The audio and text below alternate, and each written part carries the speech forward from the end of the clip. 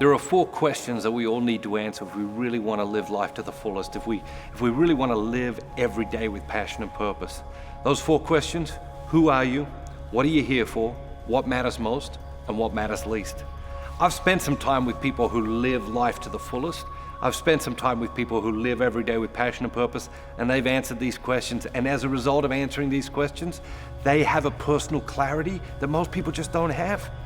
They have a clear sense of who they are and what they're here for and what matters most and what matters least. And that just gives birth to this clarity. And out of this clarity, they get really good at something that most people are really bad at, and that's saying no.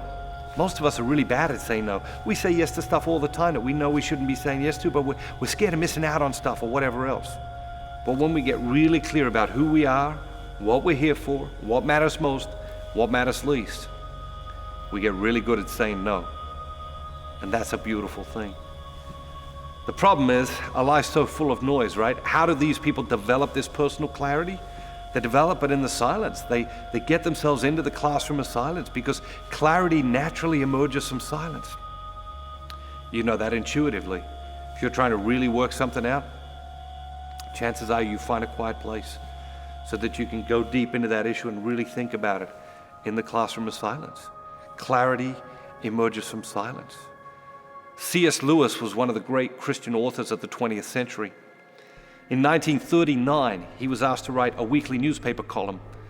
He chose as the format for his column to write a letter each week. Each letter was from a senior devil to a junior devil, coaching the junior devil how to be a really good devil.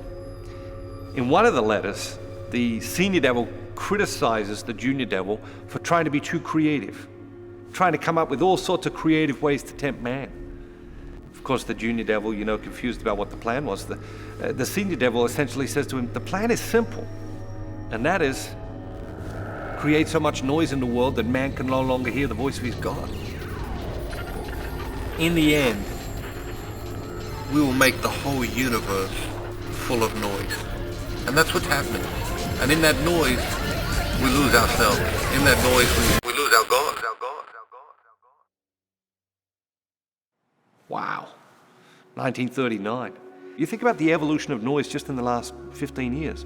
Walkmans, Discmans, DVD-mans, cell phones, pages, iPods, iPhones, internet. We got so much noise we can't even hear our own thoughts. And how do you imagine that in the midst of all of that noise, you're going to work out who you are and what you're here for and what matters most and what matters least? The answer is you're not. The problem is, most of us are scared of silence. Most of us are afraid of silence. Most of us are pretty uncomfortable in the silence. So the first step is, we've got to learn to be comfortable in the silence. We've got to learn to be comfortable in our own company.